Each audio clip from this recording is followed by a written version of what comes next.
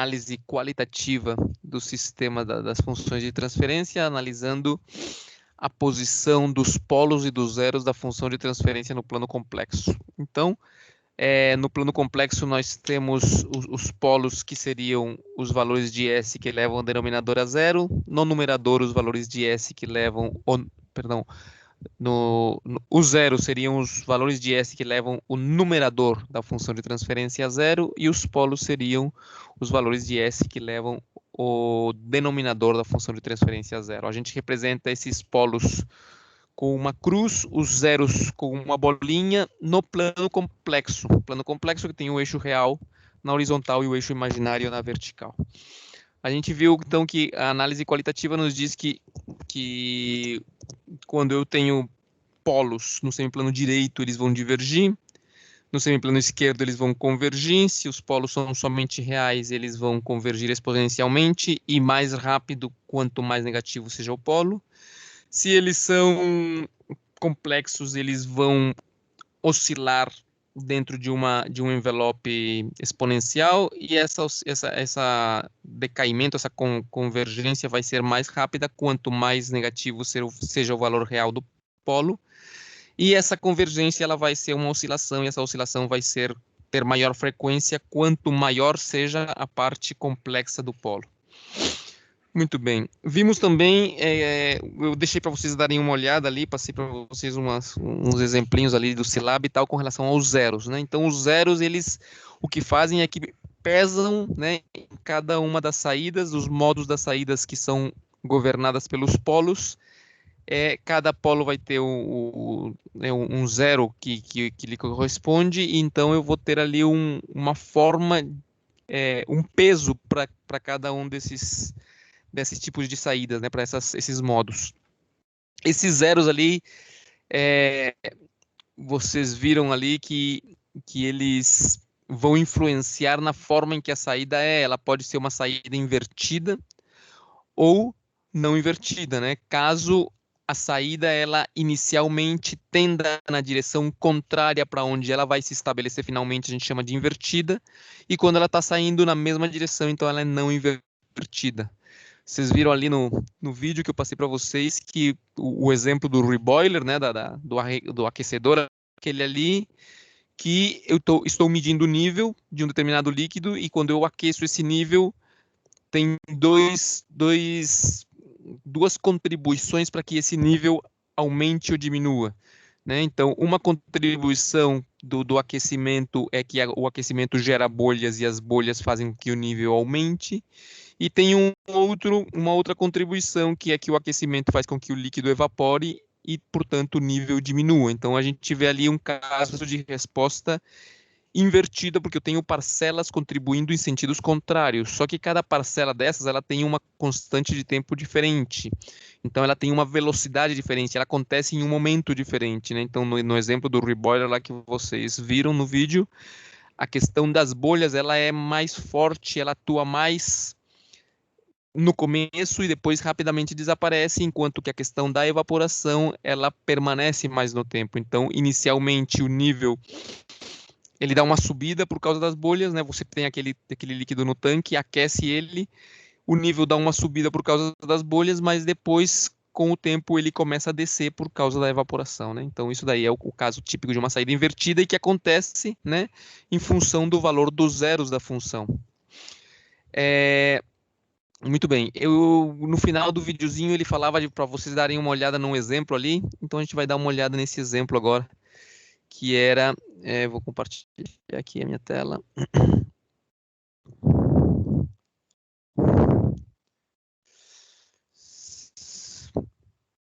Ok, então aqui nós temos, vou aumentar um pouquinho aqui.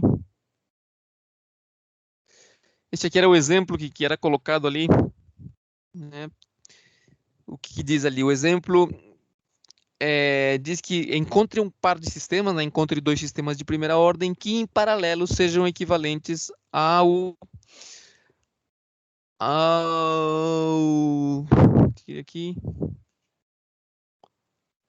o desenho aqui com ganho unitário, né? O que tá mostrando aqui no lugar das raízes. Então eu tenho aqui, ó, vocês veem o diagrama do lugar das raízes, eu tenho um par de raízes Eu tenho um par de polos, um polo está em menos 1/4, o outro polo está em menos 1.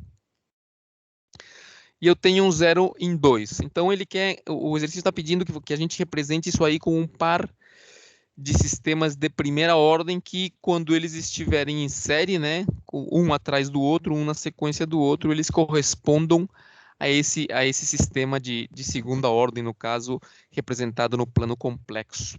Tá certo?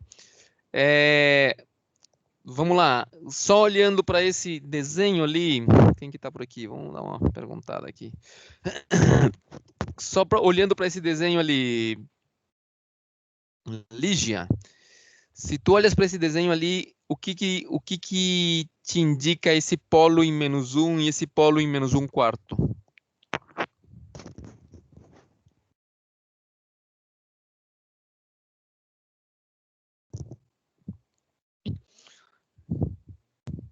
Lígia, estás por aí, Lígia?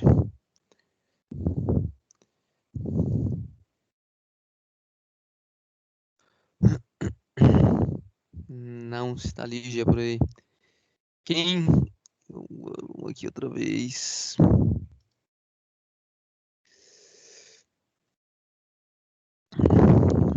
João Vitor. Estás aí, João Vitor? Estás me escutando? Sim. Opa. O que te indica esses dois polos aí? Um em menos 1 e outro em menos 1/4?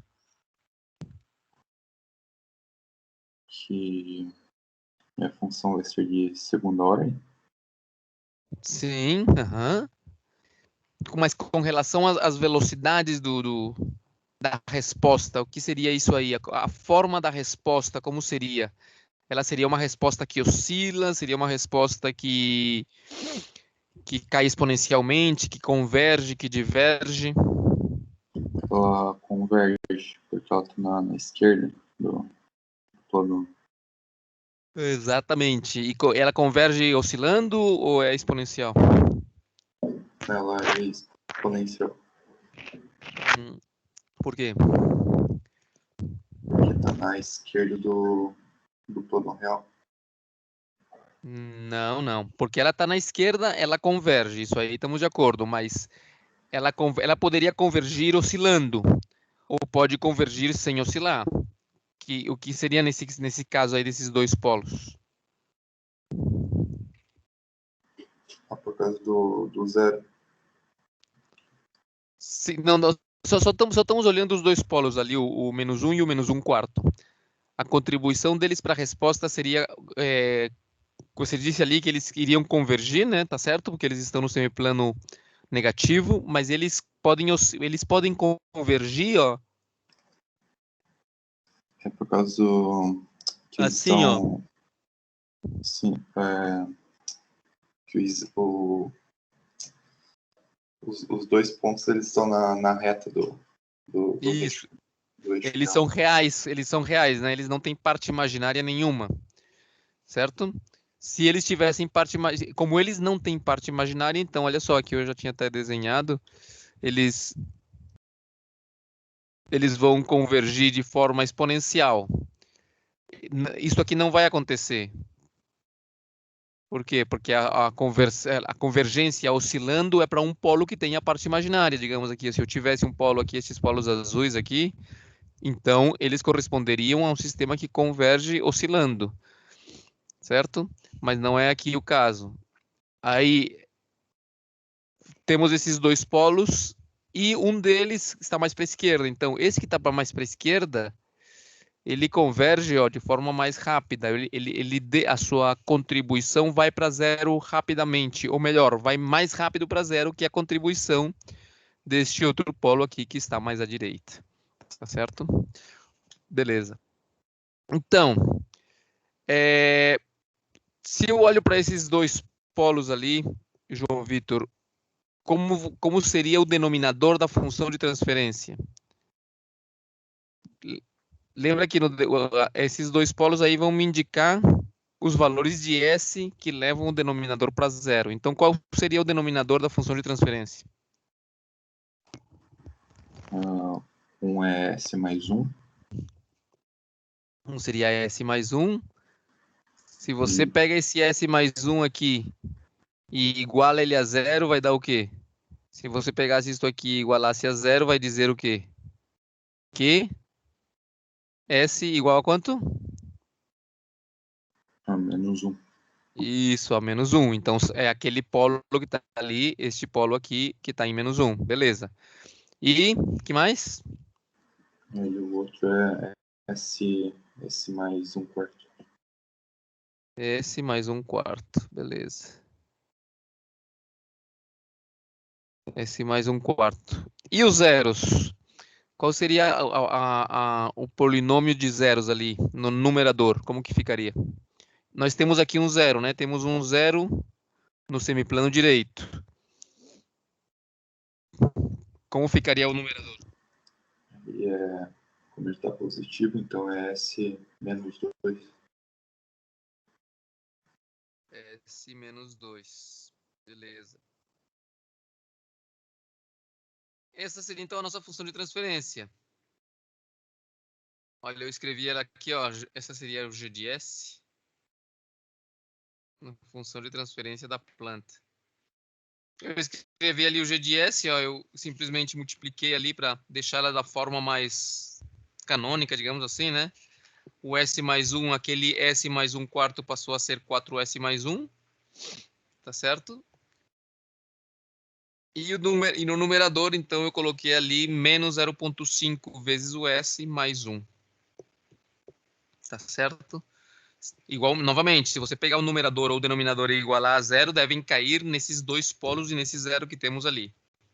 Então, temos aqui umas perguntas, ó. Diz aqui, primeiro, para uma entrada em step, né? Se eu pego essa planta e coloco sobre ela uma entrada em degrau, ou seja, a variável de entrada tem um determinado valor e passa instantaneamente a outro valor e se mantém nele, né? Que é o que a gente chama de degrau.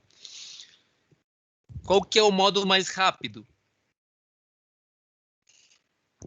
Quantos modos nós temos aqui? Vamos passar aqui já, João Vitor já nos ajudou aí. Vamos lá. Keldrin, quantos modos nós teremos aqui na resposta dessa entrada, se eu coloco uma entrada nesse sistema? Oi, prof. Tudo Não bem, entendi a Keldrin? pergunta. Eu estou perguntando, nesse caso aí, Não. se essa aí é a minha planta e esse aí é meu diagrama do plano complexo ali que a gente está vendo ali em cima, quantos modos vai ter a resposta? Quantas parcelas, quantas contribuições vai ter a resposta? 2. Por quê? Porque são 2 momentos que ela zera. Não, é porque eu tenho dois polos, né? Cada polo contribui de uma forma, tá certo? Então, cada polo vai contribuir com um modo. A pergunta ali, então, é qual dos dois modos vai contribuir mais rápido? Já a gente falou um pouquinho sobre isso, mas o que tu acha, Keldrin? Qual modo vai contribuir mais rápido? De qual polo?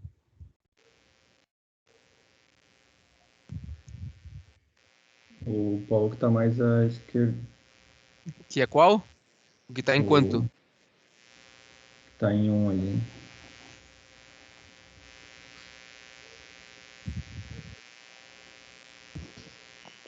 Em quanto? Tá em 1, né? Em menos 1, né? Menos 1. Isso, menos 1. Beleza, isso aí. Olha aqui. Qual dos modos... Já vimos que tem dois modos, né? A pergunta é, qual desses modos aumenta ou qual desses modos diminui a saída? Ou ambos deles aumentam a saída ou ambos diminuem a saída?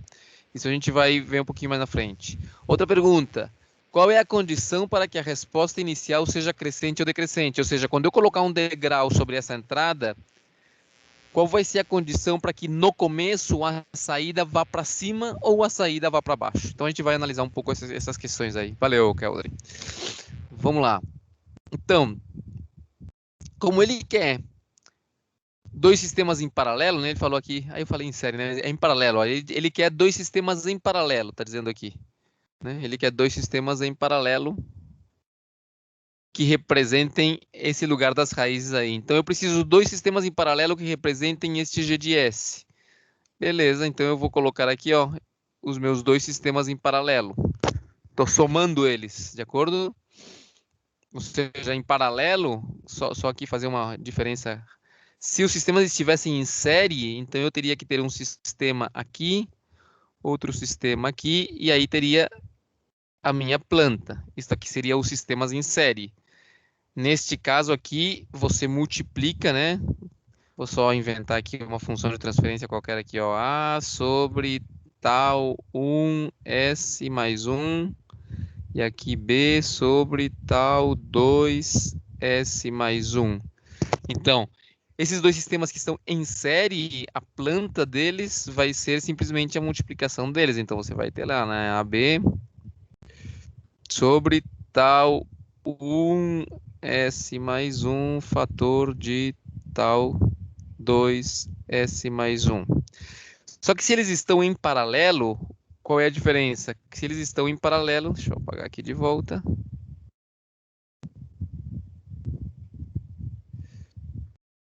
Se eles estão em paralelo, você tem isso aqui, ó.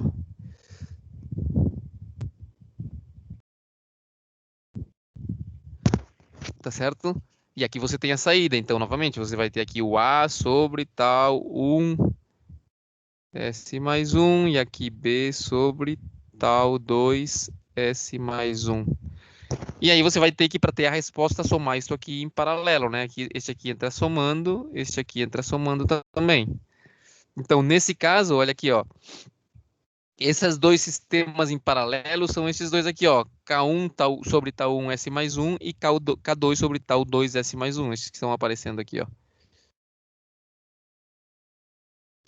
E eu vou igualar isso aí, então, a um sistema, certo? Que é esse meu sistema aqui, ó. Que é o meu G de S. Eu quero saber...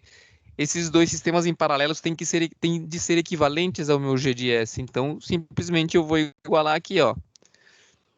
Esta bola preta aqui vai ser a soma dos meus dois sistemas em paralelo, que eu estou assumindo que são dois sistemas de primeira ordem ali, como foi dito, e igualo eles à planta que eu acabo de encontrar, que eu obtive, né? Esta planta que está do lado de cá, eu obtive ela olhando para o diagrama, o plano complexo, né? Eu encontrei os zeros, encontrei os polos, né, onde eles estavam e montei a minha planta. Beleza, daí para frente o que eu vou fazer? Eu vou fazer aqui uma matemática, aqui uma álgebra para encontrar os valores que eu preciso, né, que seriam os valores de K1, de K2, de tal 1, de tal 2. Beleza. Então, olha lá.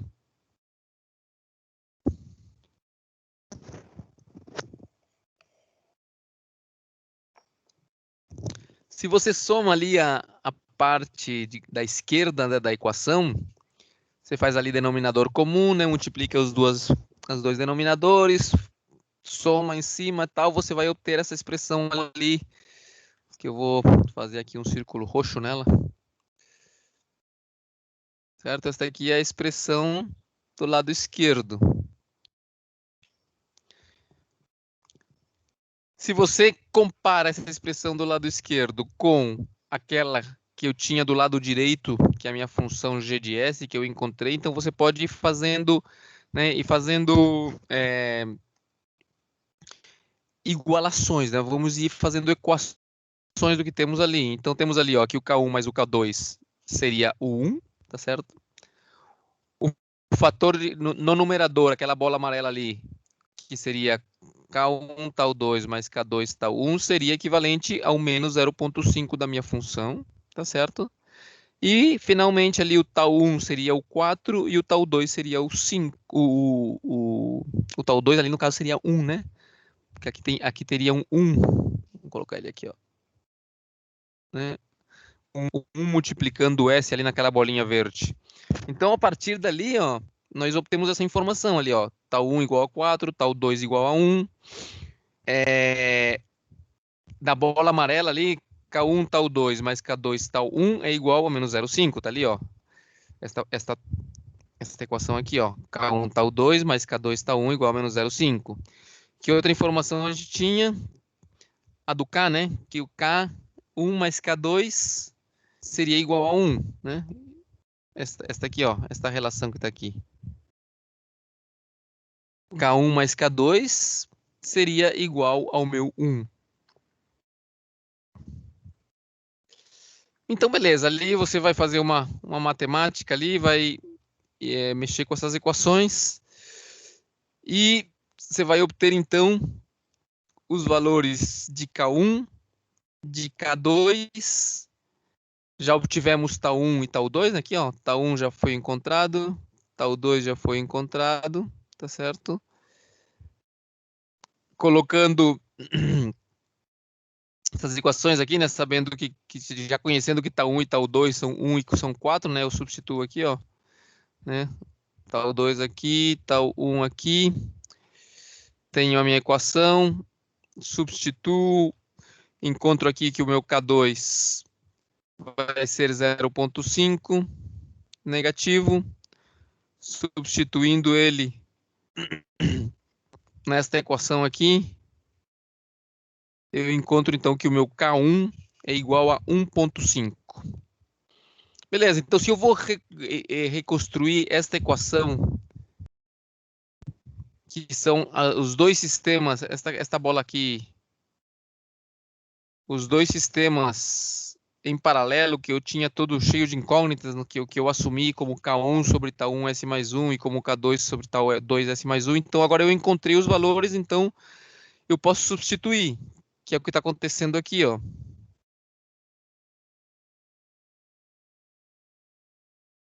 Né? Agora eu tenho a planta representada com esses dois sistemas em paralelo que se estão somando, e agora eu já encontrei o K1, olha, 1,5, o K2 menos 0,5, o tal 1, 4 e o tal 2, 1, né, que não aparece ali, mas a gente pode desenhar ele aqui, ó. Né, aqui vai aparecer um 1 aqui. Vamos pintar ele aqui de 1 vezes. Esse seria o meu tal 2.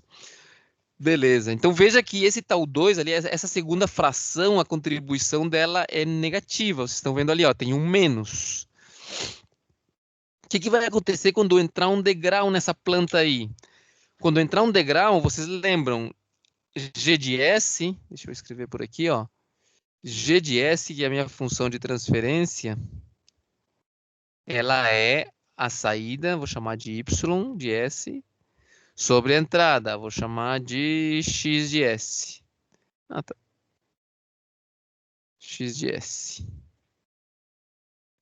Tá certo? Que é o que tá aqui, ó. Se vocês olham aqui esse desenho aqui, isso aqui em diagrama de blocos é isso aqui, ó. Eu tenho a planta G de S, entra uma entrada X de S e sai uma saída Y de S. O que acontece? Se eu quero saber como que a saída é, o que eu tenho que fazer? Esta é a minha saída. O Y de S é a saída. O que eu vou fazer? Eu vou pegar o meu X de S e multiplicar pelo G. Quem que é o G? Olha, eu acabei de encontrar ele aqui, ó. Este é o meu G de S, ó. Se você quer saber como que a tua saída é, você vai pegar o G de S e multiplicar pelo X de S, né? Passa o X de S para multiplicar. Ou se você quer olhar ali no diagrama de bloco, se você quer saber como a tua saída Y é, você vai pegar a tua planta G de S e vai entrar multiplicando a tua entrada X. A mesma coisa. A questão é que, ali naquele quadro amarelo, se aquele quadro amarelo é G de S, se eu quero saber a saída, eu vou ter que pegar a minha entrada X de S, que no nosso caso aqui é um degrau, né, segundo o enunciado, e multiplicar nessa caixa amarela por cada uma das frações.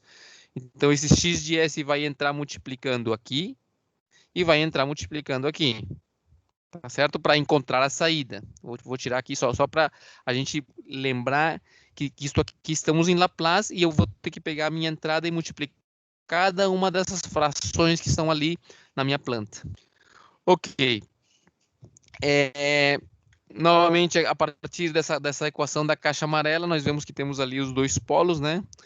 Isso aí a gente já tinha feito, né? A gente realmente saiu dali para encontrar a equação. Eu tenho o polo 1 em 1 menos 1 quarto e o polo 2 em menos 1. Muito bem. Já tínhamos respondido, né? Qual é o polo mais rápido, qual é o polo mais lento, né? Como os polos são polos reais, então a minha resposta ela vai ser do tipo exponencial. Uma vai ser uma exponencial elevada na menos t sobre 4 e a outra vai ser uma exponencial elevada na menos t sobre 1. Qual dessas aí é mais rápida? Tá certo? Qual delas cai mais rapidamente? Então, se você plotar lá, a gente pode até fazer aqui. Deixa eu ver se eu consigo fazer aqui rapidinho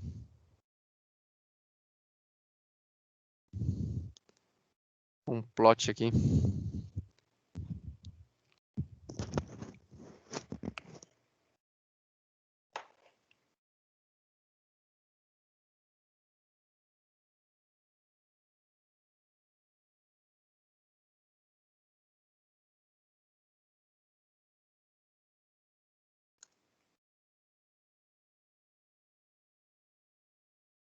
Um deles era o quê? E elevado na... Aqui o x seria o tempo, né? Opa. Aqui. Um deles é na menos x sobre 4 e o outro é na menos x sobre 1. Vamos ver então.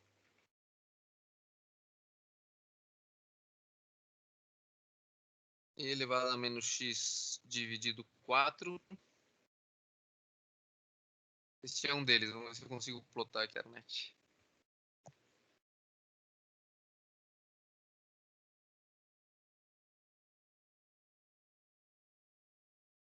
Olha lá. Eu vou contar a partir do tempo zero, né? No caso, x aqui seria o meu t igual a zero. Esse daí seria, ó, como essa parcela ali vai ir contribuindo para a resposta, ela vai ser uma exponencial que vai caindo, tá certo? Essa daí é o que está em x, o polo correspondente a menos 1/4. Não sei se eu consigo plotar duas coisas aqui ao mesmo tempo. Deixa eu ver se dá de fazer.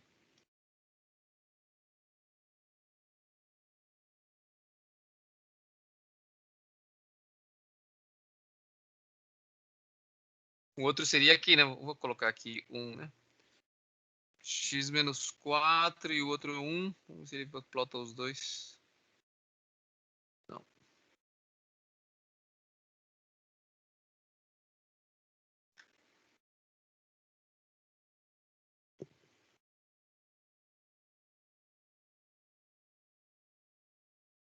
Vamos voltar aqui para este gráfico.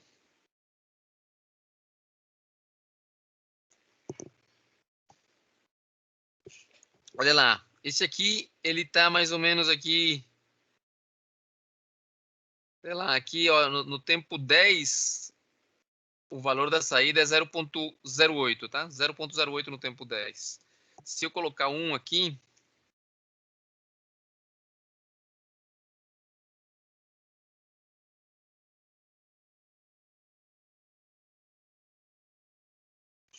olha aqui, ó. No tempo 10, a saída é 4,7 vezes 10 na menos 5, ou seja, muito menor, ou seja, ele caiu. Vocês percebem aqui, ó, a gente pode até fazer um zoom aqui. A partir do tempo zero, ele caiu muito mais rápido. Então, esse polo que está em menos 1, a contribuição dele rapidamente vai a zero, enquanto que o polo que está em menos 1/4, ele demora um pouco mais, a resposta dele demora mais para chegar lá, para chegar em zero. Então, temos ali, ó, um modo é mais lento e o outro modo é mais rápido. Beleza. Então, tá ali, ó, no início, né, eu chamei aqui do modo 2 e do modo 1, né? No início, o modo 2 atua, mas desaparece o seu efeito mais rapidamente, polo mais para a esquerda. O modo 2 faz a resposta decrescer, vocês lembram, né? Um tinha aqui ó, um sinal positivo, esse polo faz a resposta crescer, enquanto que este faz ela decrescer, tem um sinal negativo ali. O primeiro, ele é mais lento, e o segundo, ele é mais rápido.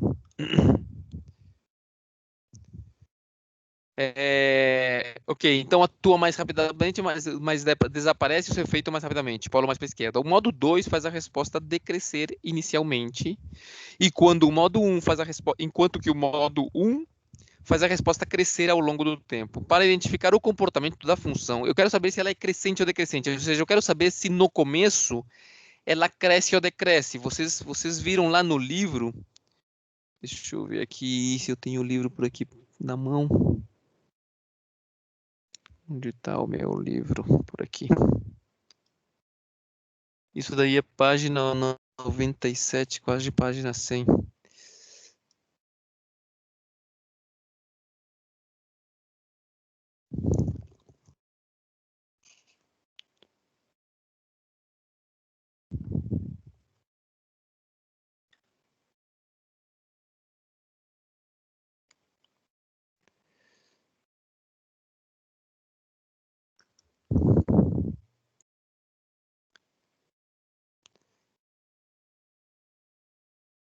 aqui.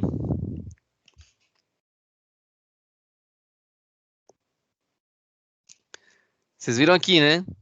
Quando as respostas, elas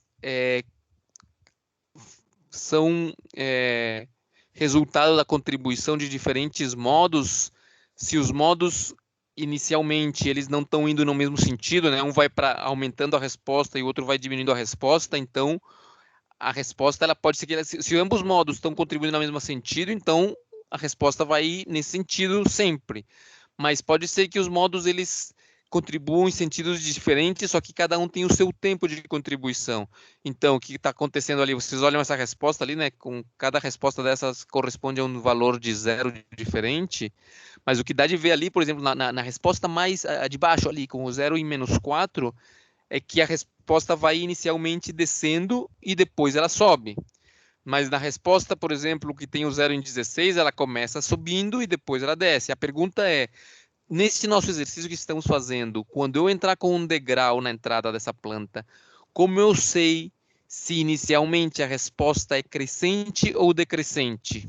Como que eu sei se ela vai para cima ou se ela vai para baixo? Essa é a questão. Então, a gente vai resolver isso aí, essa pergunta, né? Usando uma coisa que a gente já viu que é o teorema do valor inicial de Laplace, tá certo? Então, vamos lá. Como que a gente identifica, então, o comportamento inicial da função, né? No início, tempo zero ali, perto do tempo zero, se a função cresce ou decresce. O que a gente vai fazer? A gente vai analisar a derivada da função nesse tempo. Porque, claro, se você tem uma função, vamos desenhar aqui. Se você tem uma função que inicialmente cresce, a sua derivada vai ser como? E se a função inicialmente decresce, a sua derivada vai ser como? Qual vai ser a diferença entre essas derivadas aí? Quem que me diz? Qual a diferença da derivada de uma função que inicialmente cresce? Vamos fazer aqui uma outra função mais aqui, ó.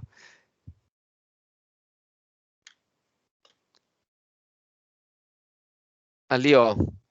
Com relação às funções que inicialmente crescem ou as que inicialmente decrescem, ou seja, a laranja e a vermelha, em comparação da verde escuro e verde claro ali, a derivada delas, qual é a semelhança entre as derivadas das verdes e das vermelhas e laranjas?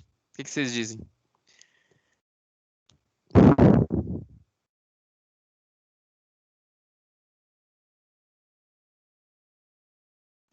Se ela é positiva ou negativa, né?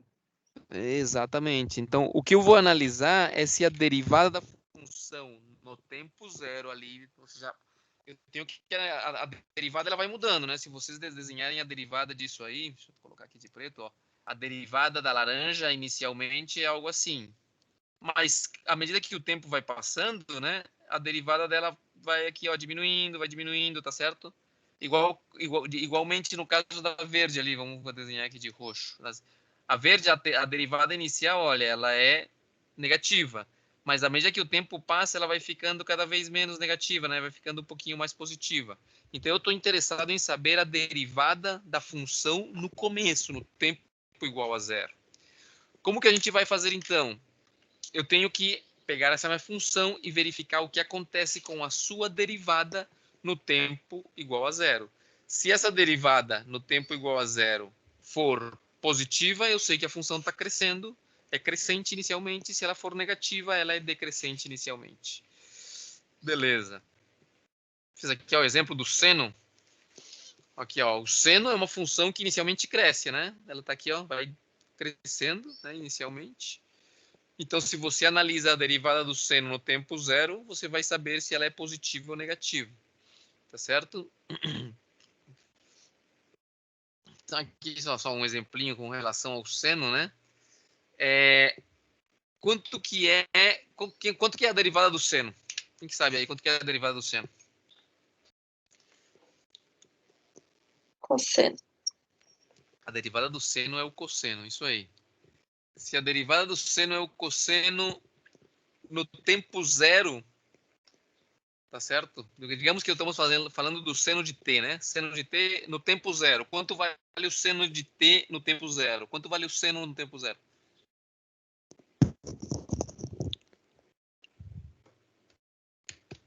Seno de zero? Vale zero. Oi? Zero. Zero, muito bem. E a derivada do seno foi dito ali que era o cosseno. Quanto que é o cosseno de zero? Esse é 1. Cosseno de zero é 1, exatamente. 1 é positivo, né? 1 positivo.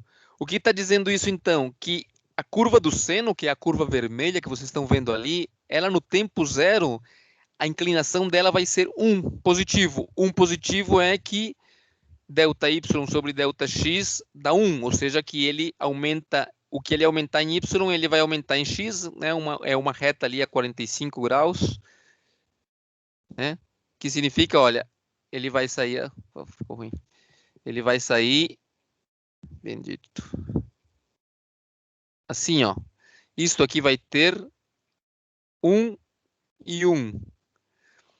Essa é a inclinação do seno, que é a reta vermelha, da curva vermelha, no tempo igual a zero. Quando o tempo começar a andar, né, essa curva vai começar a variar, né? A tangente ali vai começar a variar, né? Vai chegar a ser até zero, depois vai ser negativa, vai ir para baixo, etc. Mas inicialmente a derivada dela, que é o cosseno de zero, no caso é 1, vai ser positivo, e eu sei que o cosseno, então, ele é crescente. Beleza, o que a gente faz, então? Dado isso, como que eu resolvo esse problema aí, ó? Eu tenho essa minha função de transferência g de s, tá certo? E eu tenho que eu vou colocar um degrau nela. Vocês já sabem que degrau, né, o x de s, digamos, que eu quero colocar nela vai ser k sobre... k não. M, né, que a gente chama, né, o valor do degrau, M, que é um número aí, sobre S. Isso aqui é o degrau. Como que vocês, o que vocês acham, como que eu devo fazer para saber se G de S, quando entrar nela um degrau, M sobre S, se inicialmente ela vai ir para cima, né, vai ser crescente ou decrescente? O que eu deveria fazer, então, considerando isso que a gente acabou de falar da derivada?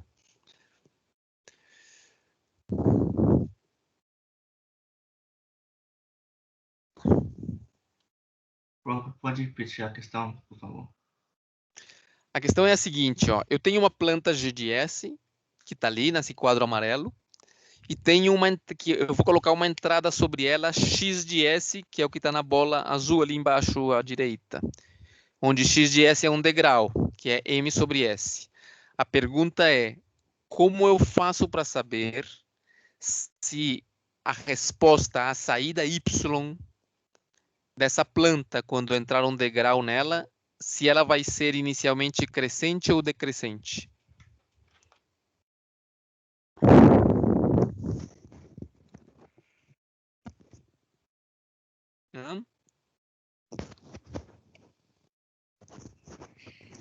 Aplica o teorema do valor inicial. Certo. O que o teorema do valor inicial diz? Aplica limite do S tendendo ao infinito. Sim, mas tudo bem, essa é a continha, né? Mas o que o teorema do valor inicial diz, assim, em palavras, digamos assim? O teorema do valor inicial diz assim, ó. Se você quer saber quanto que uma função no tempo, para onde que ela tende, você pode pegar essa tua função em Laplace, multiplicar ela por S e fazer S tender a infinito. De acordo? Vou desenhar por aqui. Olha aqui. Vou escrever aqui, ó. O teorema tem dois teoremas, né? O do valor inicial e o do valor final. Eles são bem similares. O teorema do valor inicial, vamos ver, que é esse que a gente vai usar agora. O teorema do valor inicial diz o quê? Que se você quer saber quanto que é o limite quando t vai para zero, muito perto de zero, quando t tende a zero, da tua função f de t,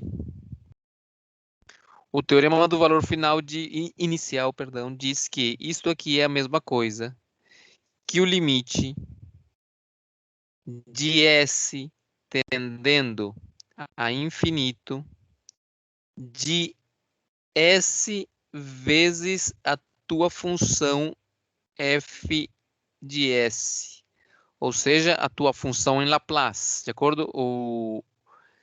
Este f de t aqui, ó, se você faz o Laplace dele, você vai chegar neste f de S aqui. Tá certo? Esse aqui é Laplace. Isso é o que o teorema do valor inicial diz. Que o limite, se você quer saber para onde que tende a tua função no tempo, quando o tempo é zero, você pode pegar essa tua função em Laplace, multiplicar por S e fazer o S tender a infinito. E tem um outro teorema do valor final que ele é bem similar, que diz o quê? Teorema do valor final. Diz que você quer saber o limite de onde que a tua função vai quando o tempo tende a infinito, é a mesma coisa que você fazer o limite de S tendendo a zero de S vezes a tua função em Laplace. De acordo? Esses são os dois teoremas. Muito bem, então a gente pode usar o teorema do valor inicial para saber para onde a função tende quando o tempo é zero. Mas se eu pegar essa função, que função seria essa aí no nosso caso? Quem seria essa função que eu aplicaria o teorema do valor inicial?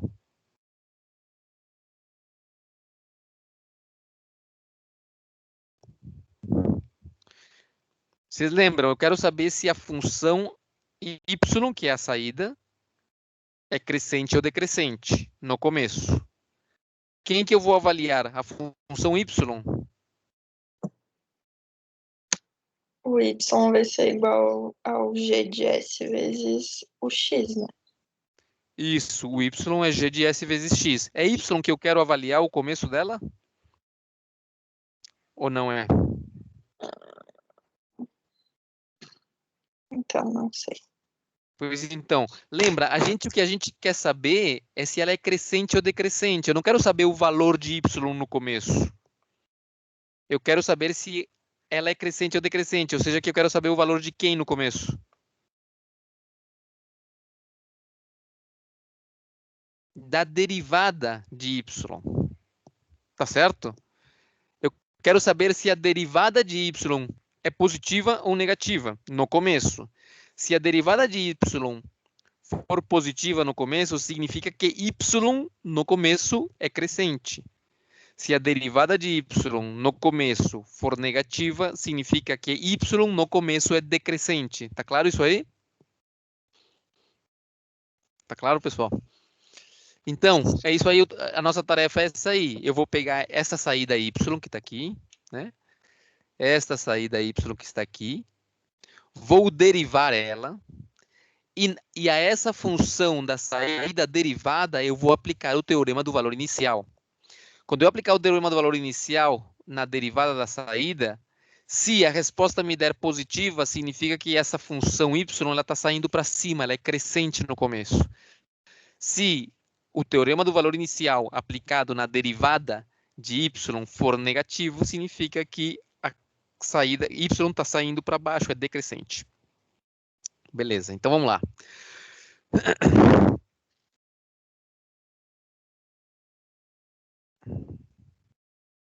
Aqui, ó. Avaliamos o teorema do valor inicial, que é isso que a gente acabou de falar, né? O teorema do valor inicial diz o quê? Que a saída no tempo zero é igual ao limite de S tendendo ao infinito de S vezes o Laplace de y, né? Então, avaliamos o teorema do valor inicial na derivada da função, não na função, não em y. Eu avalio ele na derivada de y. Então, tá ali, ó. No nosso caso, nós temos que a nossa função de transferência g de s é a saída sobre entrada. Saída y, entrada x. Muito bem. Se eu quero saber quem é a saída y de s, o que eu tenho que fazer? pegar o G de S, que é a minha planta, e multiplicar pelo X de S, que é a minha entrada. Que foi o que eu fiz aqui. Vocês percebem aqui, não quero colocar muito risco aqui, mas vocês percebem aqui, ó, se eu vou pegar o X e multiplicar pelo G, é o que eu tenho aqui, ó, G multiplicado pelo X, que é o degrau, de acordo? Se eu multiplicar o X pelo G, eu vou ter o Y, que é a saída. Lembrem, eu não quero avaliar o teorema do valor inicial na saída, eu quero avaliar o teorema do valor inicial na derivada da saída. Mas, por enquanto, esse aí, G de S vezes o step é o Y, de acordo? Muito bem. Quem que é o G de S? O G de S é esse retângulo roxo ali. Lembram? K fator de tal A S mais 1 sobre tal 1 S mais 1 sobre tal 2 S mais 1.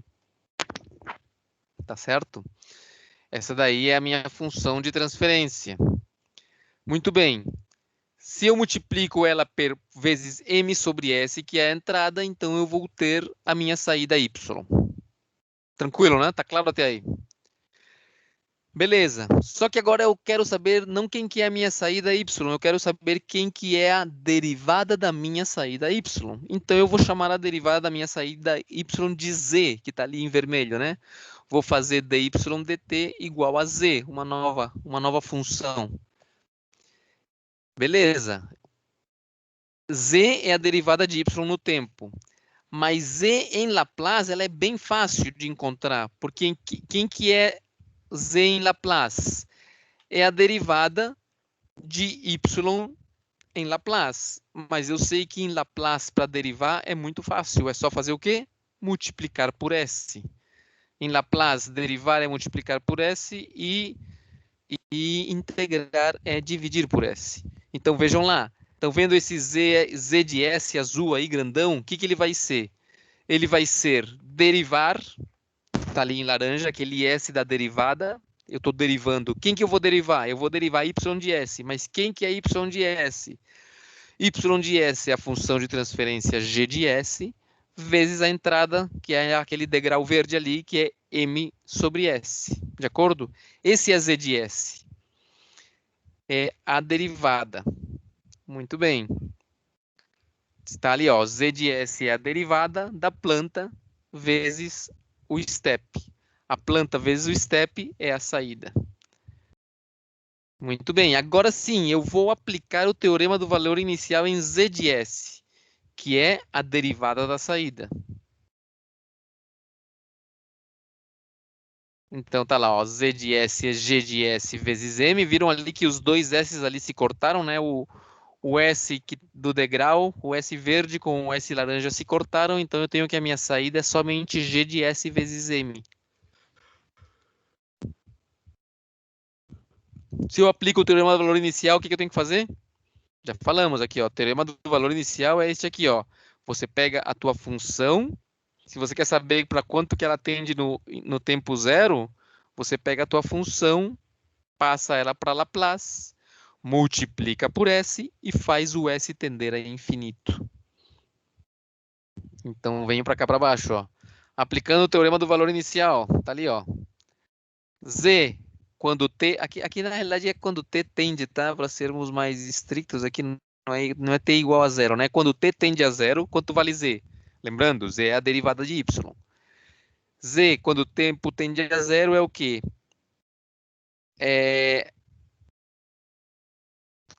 Lembrando, Z o que é? A derivada de Y no tempo aqui, ó. Derivada de Y no tempo quando o tempo tende a zero. Usando o teorema do valor inicial, ele é o quê? O limite de S vezes Z de S quando S tende a infinito. O Z de S é esse que eu encontrei aqui, ó. Este aqui é o Z de S, então o que eu tenho? Que Z, quando T tende a zero, lembrando que Z é a derivada de Y, é o limite de S tendendo a infinito dessa expressão ali. Vocês veem ali o Z, o S, multiplicado pelo Z. Quem que é o Z? vimos aqui, ó, o Z é o G vezes o M. Quem que é o G? Essa bola azul ali. G vezes o M. Muito bem. Quando eu acabar de fazer toda essa continha aqui, o que que eu vou fazer? O que que eu vou encontrar? Se o valor que deu isso aí é um número positivo, significa que a função y, a saída y, ela está crescendo, porque é a derivada de y que eu estou encontrando. E se a resposta aqui der negativa, significa que y está decrescendo no começo. Beleza, vamos fazer esse limite ali, ó, dividindo numerador e denominador em S, né? Faz aí a tua álgebra. Divide tudo por S e tal, e chega nessa expressão aqui, ó. Km tal A sobre tal 1, tal 2. Então, dado que tal 1 e tal 2 são constantes, né? São constantes de tempo, e são sempre, então, como constantes de tempo, são sempre positivas, tá certo? Vai depender somente dessa resposta aí, essa resposta de Z tendendo a, quando o tempo tende a zero, ser positiva, dependendo do valor de tal A. Se tal A for maior que zero, a resposta é positiva, e se tal A for menor que zero, a resposta é negativa, tá certo? É decrescente.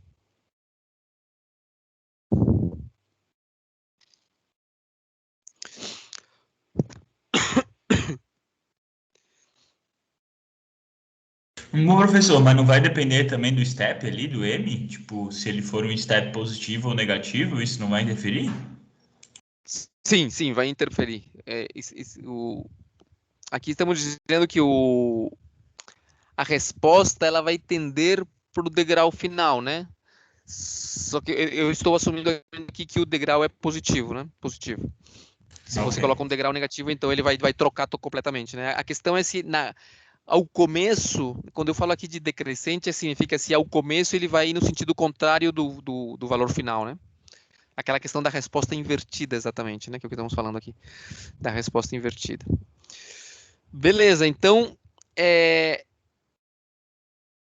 deixa eu ver aqui. Positivo se y começar crescendo e negativo se começar decrescendo. No final das contas, então, o que nós temos aqui? Se o tal A é positivo, onde que o zero fica? Lembra, né? O meu numerador, né? Vamos escrever aqui, ó, o numerador. Ele tem a seguinte cara, ele é algo assim, ó, tal A, S mais 1. Beleza, se eu quero saber onde fica o zero, eu simplesmente pego essa expressão e igualo a zero, né? Então fica, se eu igualo isso aí a zero, eu vou ter que S é igual ao quê? É igual a menos 1 sobre tal A, de acordo? Menos 1 sobre tal A. Se tal A é positivo, esse zero vai ficar em que parte do plano complexo? No eixo, no plano positivo ou no plano negativo?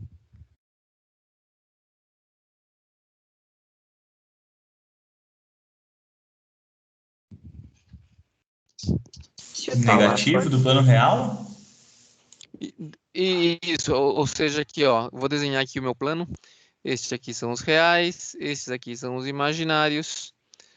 E aí eu vou analisar. Vamos analisar este caso primeiro, em que o tal A é positivo. Se o tal A é positivo, e eu acabei de fazer essa continha aqui, né? Esse aqui é o meu numerador, então o polo está situado aonde? Pega esse parênteses igual a zero. Então o polo está situado em menos 1 sobre tal A. Se tal A é positivo, aonde que esse polo fica no plano complexo? Vocês percebem ali que esse polo não, desculpa, não é polo, estamos falando do zero. Isso aqui é um zero, é no numerador. Se esse zero aqui, ó, esta é a posição do zero, é esta aqui, ó. Esse zero é real, complexo, imaginário, o que que ele é?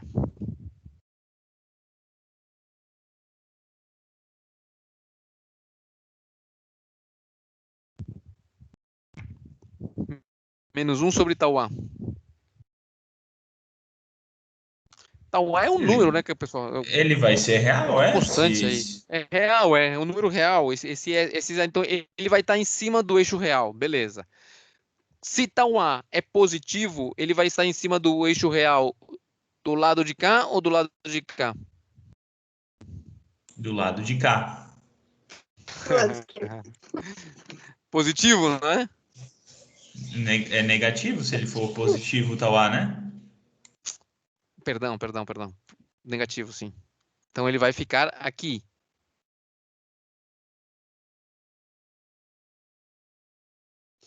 Estão vendo, né? Se a resposta é crescente, ou seja, se a resposta vai na direção do resultado final, quando o tempo se estabelecer, então eu tenho o meu zero do lado negativo. E, por outro lado, se o meu... Esse aqui seria esse aqui, né? Se o teu zero, o teu tau A é menor que zero, então você vai ter um zero do outro lado aqui. Você vai ter um zero aqui, ó. Positivo. O que significa um zero positivo? Um zero no semiplano direito está te indicando que a resposta vai ser invertida, que ele vai sair primeiro numa direção e depois ele vai se corrigir para outra direção, tá certo? Que é o que indica ali no livro, quando vocês olham ali, ó. Vocês percebem ali que quando o zero é negativo, estão vendo ali menos 4, menos 1, a resposta, todas as respostas estão saindo de zero e todas elas vão se estabelecer, no final das contas, ali no valor de 1, que esse é um gráfico normalizado. Se os zeros forem positivos, o tau A, o valor do tau A for positivo, toma cuidado em não confundir a posição do zero com o valor do tau A, porque eles têm exatamente o sinal contrário, né? Se tau A é negativo, o zero fica no semiplano positivo. Se tau A é positivo, o zero fica no semiplano negativo. Se o zero fica no semiplano positivo, ele tem os tau A's negativos, então a resposta é inversão. A primeira vai num sentido e depois vai para o outro. E se os zeros estão no semiplano negativo, ou seja, porque os valores de tau A são positivos, então a resposta ela começa a reaquecer depois, tá certo? Então, essa é a questão de podermos avaliar os zeros e os polos olhando para o plano, tá certo? Para o plano. Eu deixei para vocês, eu deixei para vocês um programinha ali no Silab, tá? Eu quero montar esse exemplo aqui que a gente acabou de fazer no Silab para ver o que a gente encontra, tá certo? Então eu vou compartilhar aqui um outro computador que eu tenho aqui para ver se a gente consegue fazer isso aí no Silab.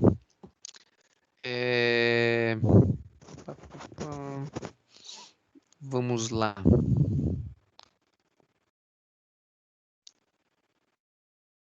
Vocês estão vendo aqui a minha tela do Silab? Sim. Sim. Beleza, ok. Então vamos lá.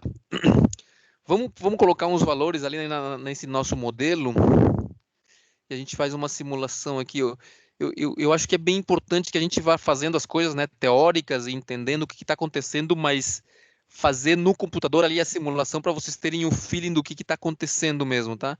Então, a nossa planta, no final das contas, ficou como? Ficou... Vocês lembram daquela caixa amarela ali? Vou mostrar aqui para vocês um instante.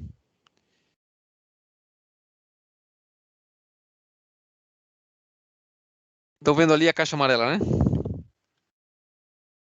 Sim.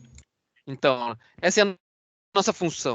G de S, 1.5 sobre 4S mais 1, menos esse 0.5 ali. Lembra que nesse nosso caso, o zero ficava onde? Menos 1/4. Isso, nós temos aqueles dois zeros aqui. Onde está a minha função? É a função aqui, né? Opa, essa função ali. Muito bem. Essa é a minha função. Como que eu simulo essa função diretamente? Isso aí já está manjado, né? Vamos simular a função direto. Então, vamos pegar essa função aqui e colocar ali no Silab. Vou compartilhar outra vez aqui.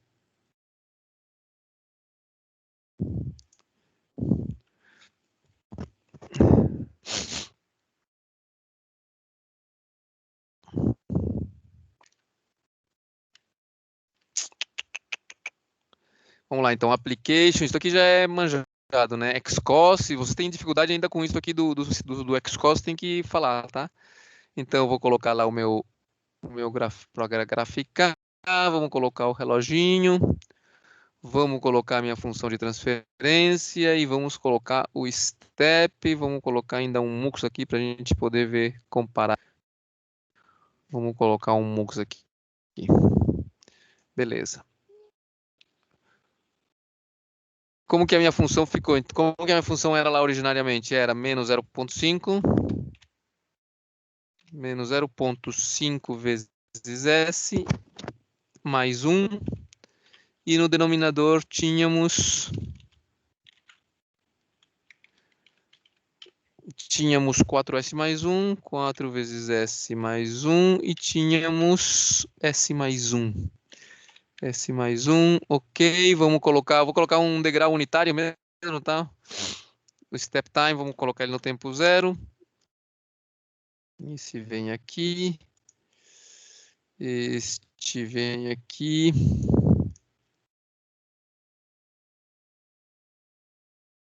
Vamos colocar aqui um tempo de, pode ser de 30 mesmo. Vamos deixar isso aqui, vou deixar aqui menor.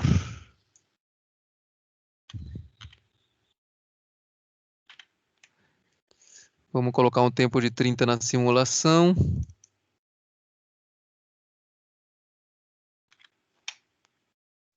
O que mais falta? Acho que é só isso aí, né? Falta aqui só.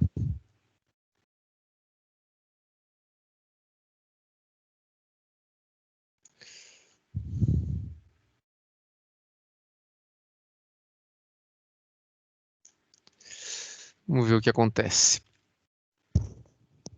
Tá ali. Tá certo? O degrau de 1 menos 0,5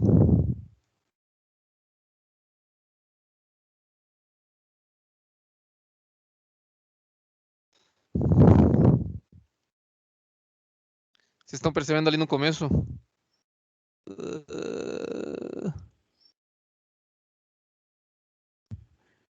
Um polo menos 0,5 S mais 1. Polo em 2.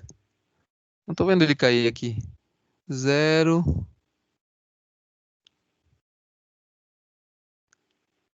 S aqui. Ah, tá.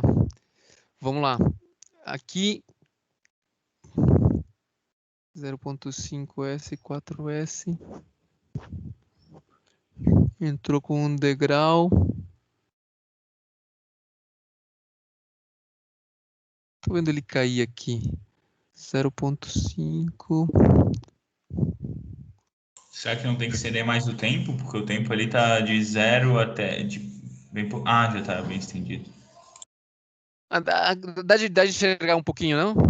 Vocês conseguem ver ali a saída invertida? O que é para ver exatamente que ela tem que ela começa para baixo e termina para cima? Isso, exatamente. Daí dá? Dá de enxergar um pouquinho, né? Beleza. Como que eu colocaria... Como que eu colocaria isto aqui? Acho que essa diferença aí ela tem bastante a ver com o tamanho do step, né? Se fosse um step maior, ele teria uma barriga maior, né? Ia ficar mais evidente, né? Deixa eu ver aqui. Se a gente colocar aqui o dobro,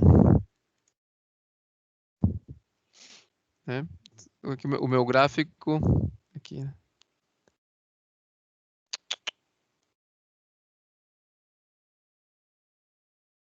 Isso aqui, né? Eu queria que vocês vissem a questão aqui. Agora, o que acontece se em vez desse 0 ali, eu tivesse um 0 que fosse negativo?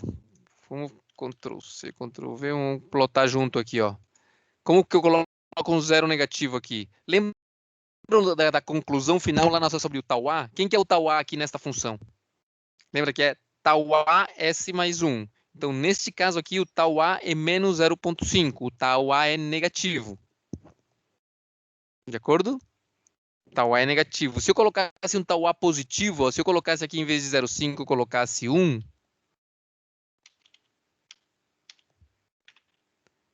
isso aí não deve acontecer. Ou seja, ele deve ir na direção crescente. Vamos aumentar um no mus aqui para fazer o gráfico dos três todos juntos.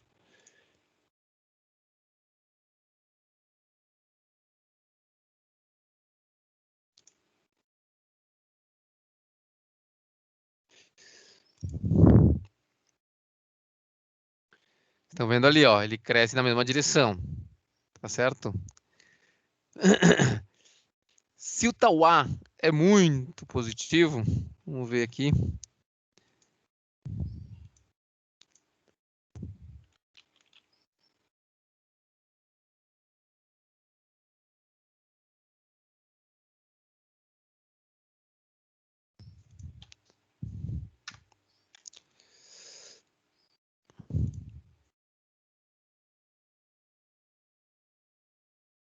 Vou aumentar uma entrada aqui.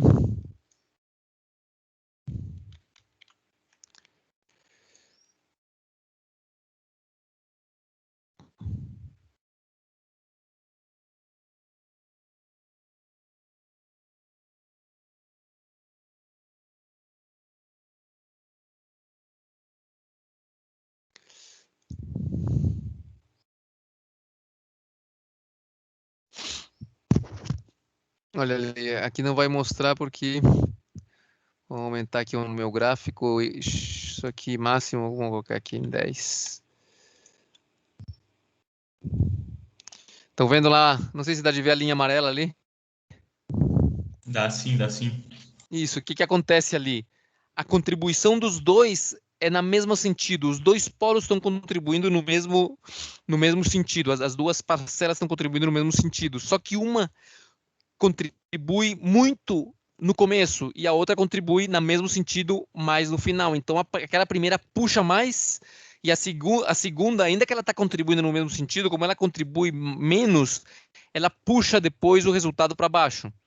Tá? Que é o que vocês estão vendo ali. Então, essa aqui é uma questão que a gente pode analisar com relação aos zeros, né? Com relação aos polos, a gente analisa a questão da oscilação. Vocês veem ali que todas elas são respostas exponenciais, porque os polos estavam sobre o eixo real. Vamos mexer um polo aqui, ó. Vamos pegar um polo desses aqui na resposta. Por exemplo, na primeira resposta aqui, ó. Eu tenho um polo em 1/4 e outro polo em 1. Como que eu faço para colocar esse polo em 1 mais longe ainda? Mais para a esquerda? O que eu faço? Aumento ou diminuo esse número aqui? Esse 1. Vamos colocar ele em 0,1. Mas ele é negativo, né? Então tem que aumentar ele. Para a esquerda, no caso. Aumenta negativamente. Perdão. Aqui. Aqui originalmente tinha 1, tá? Esse 0,1 aqui. De acordo? Ok, agora sim. Para a gente ver que o tal 1 é 4 e o tal 2 é 0,1. Tá certo? Então eu estou colocando esse polo que estava em 1, estou colocando ele mais para a esquerda ainda, mais negativo.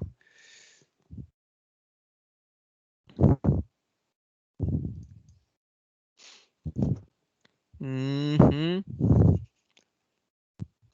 Aqui o que só está ficando mais a resposta do outro polo. Ele está desaparecendo muito rápido. Tu só mudou a preta, né? A única que tu mudou foi a linha preta. A amarela tu não mudou.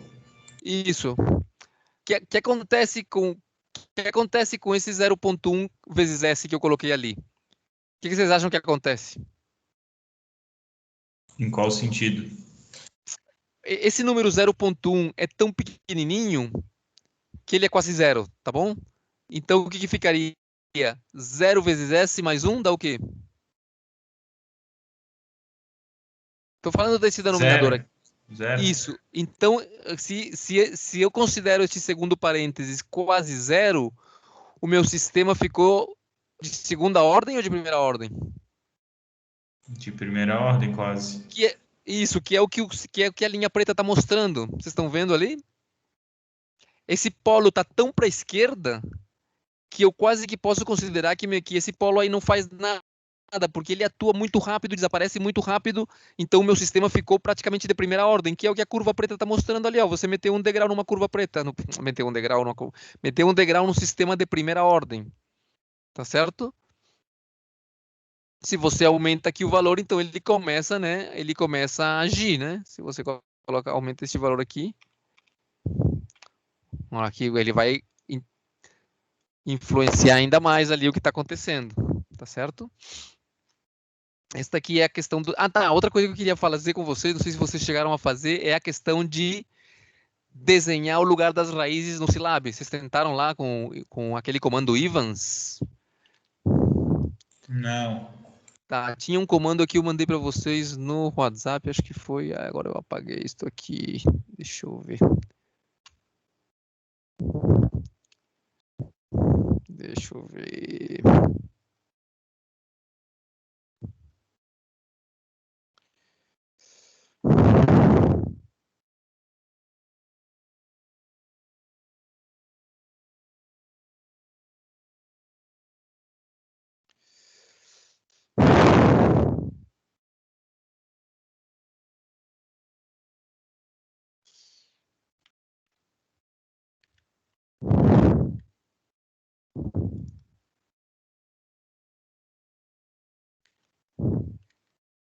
Um segundinho já, vou chegar lá.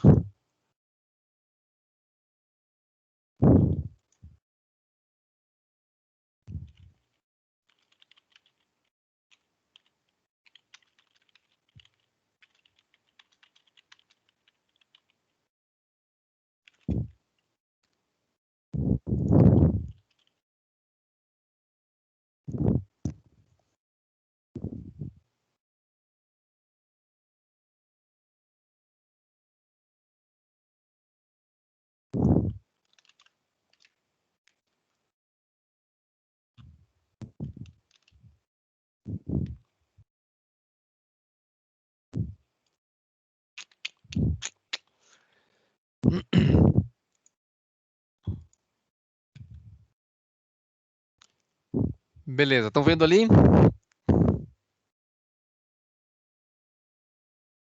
Sim. Beleza, então é o seguinte, ó. O Silab, ele tem um comandinho que ajuda você plotar o lugar das raízes, mostrar onde ficam os polos, mostrar aquele plano complexo. Então, os comandos são esses aqui, ó. Você pode colocar aqui no browser, mas eu prefiro sempre abrir um programinha. Então, o que vocês fazem? Estando aqui no Silab, tá? Vocês vêm aqui nesse primeiro ícone aqui, que é fazer um novo, né?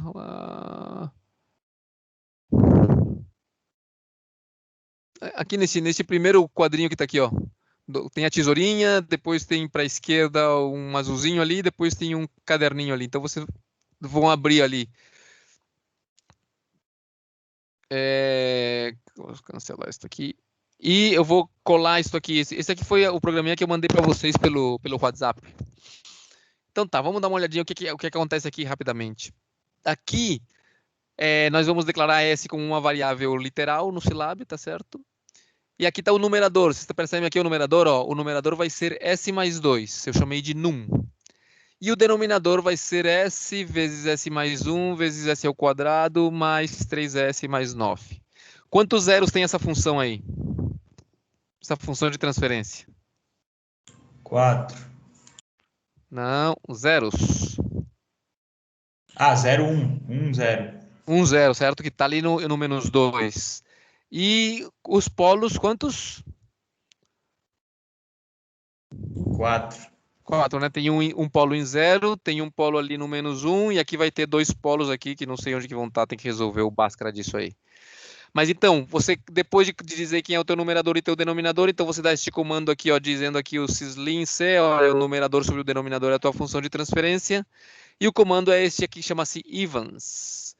Tá? Quando você pegar isso aqui e você rodar, então você tem aqui este ícone aqui, não sei se vocês estão enxergando aqui. Aqui ele salva e roda, tá? Ele vai me pedir um nome aqui de certo para colocar no programa. Vou chamar ele aqui de, sei lá, lugar, raiz. Ok. E deu um erro. Ah, tem um ponto aqui no final. Aqui tem um erro. Tirei o ponto, roda outra vez. Também não gostou do parênteses, do ponto e vírgula. Tira ponto e vírgula daqui, coloca ponto e vírgula por fora. Outra vez, também não gostou. Tá sobrando sobrando um parênteses.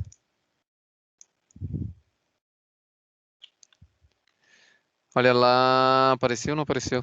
Apareceu ali na direita, no Isso, monitor. olha ali. Ô, louco. Tá ali, ó.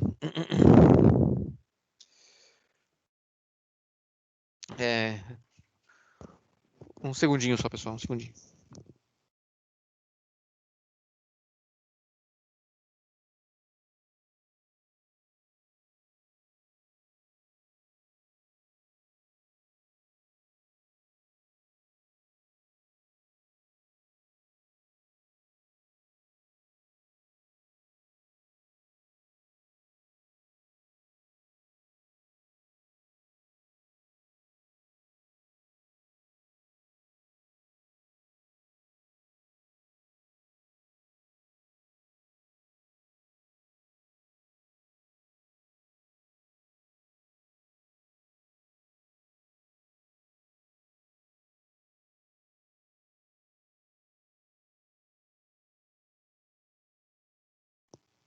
Então tá aí, ó. Vocês estão vendo ali onde estão os polos. Os polos são os xizinhos que estão ali e os zeros são as bolinhas que estão ali também. Lembra que você pode aqui vir aqui e editar essa figura, né, para ficar um pouquinho melhor aqui. Você pode colocar os eixos aqui. Vamos lá, figura nos eixos. Opa. Aqui, grid color, aí vai colocar no eixo X, aqui no eixo Y. O que mais você pode fazer aqui? Você percebe aqui, né? Eu posso. Lembra daquele esquema do Start Data Type, né? Este Start Data Type Manager, onde eu colocar o mouse, ele vai me dizer as coordenadas ali. Então, olha aqui, ó. Eu tenho aqui um polo no 00, tá vendo ele aqui, né? Este aqui é o polo no 00. Eu tenho um outro polo aqui no menos 1, 0. E tenho um 0 aqui na posição 2, no eixo real. E tenho dois polos imaginários. Vocês estão vendo aqui esses polos imaginários, eles são conjugados, tá certo? É esse X e este outro X aqui. Eles têm uma parte imaginária e tal. De acordo? Então, a gente pode... Isso aqui, essas linhas que vocês estão vendo ali, não vamos olhar isso agora, tá? A gente vai ver isso aqui depois. Por hora, somente a posição inicial ali dos polos e dos zeros, você pode, então, com o Scilab, você plotar esses gráficos aí e ver onde que eles estão, né? Você vê ali a legenda ali embaixo, diz ali, ó, Open Loop Poles, são os X's e Open Loop Zeros, né? Então, você tem os polos e os zeros de malha aberta, que é o que a gente está analisando agora. Então, tá, como que a gente faria no nosso caso aqui, do nosso exemplo? O que a gente colocaria no numerador ali, no caso do... No caso do nosso era, como que era? Menos 0.5 vezes S, era isso? Isso. Mais 1, né? Acho. E o denominador era? 4S mais 1 e S mais 1, acho. 4S mais 1 e S mais 1. Vamos tirar esse daqui. Beleza, vamos ver isso aqui como que tá, então. Tá ali, ó. Então eu tenho aqui edit. Eu vou ter aqui um polo praticamente em menos 1 e 0. Vou ter outro polo aqui, deve ser 0,25, né? Olha aqui, ó, 0,25 tá o outro polo e tem o 0 aqui, ó. Em 2 e 0. Isso aqui é interessante, né, para você, quando a função de transferência fica um pouquinho mais chata, você consegue fazer as análises aqui. Tá certo? Beleza. Então, isso aí com relação ao Evans, né? Vocês escrevem o programinha, montam ali a função de transferência, e aí vocês conseguem rodar e observar o Evans, e também a gente consegue, então, lá no próprio Xcos, verificar respostas em integral, etc, daquela planta que a gente está analisando, tá certo? Que outra coisa tem aqui interessante para a gente ver? Já faltam 12 minutinhos só. Porque o tema seguinte a gente já vai falar sobre o quê? Sobre atraso, né? Sobre delay. Eu vou passar para vocês novamente aí, então, uma aula que eu já tenho pronta para terça-feira vocês assistirem, verem isso aí, a gente se encontra na quinta. Não sei, vocês estão com alguma dúvida, alguma questão? Deu de fazer lá a tarefinha que eu passei para vocês no Silab? Vocês pegaram a ideia da questão de ser o sistema realizável ou não realizável? Não sei, como é que está a situação? Alguma dúvida aqui com questão a essa questão de hoje aqui, com esse exemplo que a gente fez, da resposta invertida, não invertida, quando que a resposta não invertida acontece na prática, né? Aquele exemplo do reboiler é um exemplo bem, assim, né? Eu achei ele bem significativo, né? Para entender como assim que a curva primeiro desce e depois ela sobe, né? Então, cada parcela ali contribuindo de uma forma mais rápida ou mais lenta no tempo. Nada de dúvidas? Tudo tranquilo? Deu para entender bem. Eu não tinha conseguido fazer isso do Silab, mas agora que tu fez, eu vou tentar fazer de novo. Mas a teoria deu para pegar bem assistindo a aula gravada e você recapitulando hoje. Tá ótimo. Ficou bem Então. bom, assim. Não, beleza. Isso aí, e aquilo, né? Quando vocês estiverem vendo a aula ali e tal, se tiverem alguma dúvida, manda ali um e-mail, tá? Ou um WhatsApp ali, eu tento ver ali qual é o lugar e tentar resolver. Porque vocês percebem, né? A coisa vai se acumulando. A gente ainda nem começou a fazer o controle, né? A gente só está falando da planta, né? Analisamos a planta lá no começo analiticamente, aqui estamos analisando ela um pouquinho qualitativamente, vamos falar um pouquinho do atraso, né? O atraso, basicamente, o que é? Algumas variáveis, elas não mudam instantaneamente, elas precisam um tempo para mudar, né? Imagina você tem uma tubulação e essa tubulação está passando água por ali e você aquece, a tubulação tem 10 metros e você aqui no começo você esquenta a água. Quando a água aqui no começo chegar, sei lá, 50 graus Celsius, a água lá no final não vai chegar a 50 graus Celsius no mesmo instante, ela vai ter um delay, né? Porque precisa que essa massa quente de água que estava aqui no começo chegue, né, até lá no final. Então lá ela vai chegar. Então nós temos ali um atraso. Então a gente vai usar um pouquinho isso. A gente falou sobre atrasos no começo, quando estávamos falando sobre Laplace e tal. Né, aquele que aparecia aquele E na menos θ S, né, que eram os atrasos, né, quando eu colocava aquelas funções de transferência de degrau, de triângulo, né, então você tem que colocar aquelas funções atrasadas no tempo, já falamos sobre isso, então aqui é só dar uma recapitulada para a gente entrar de fato começar a entrar no controle, tá certo? Mas então é isso aí, pessoal. Eu vou passar para vocês novamente ali os videozinhos, uma tarefinha para vocês verem ali se estão entendendo ou não. E aí a gente se encontra na quinta-feira outra vez e continua conversando. Eu vi ali, a princípio, me parece que a última versão do calendário, acho que é esta aqui. Estamos aqui, ó, março. A princípio, as nossas aulas devem ir até aqui, ó, dia 14 de abril. Né? 14 de abril, término do período letivo da graduação 2022. Então, nós temos ainda aí mais ou menos um mês e meio, talvez, um pouquinho menos, para a gente avançar e fazer fazer várias experiências aqui. Eu acho que com essa questão de vocês fazerem no Silab e perguntando, a gente consegue avançar mais rápido.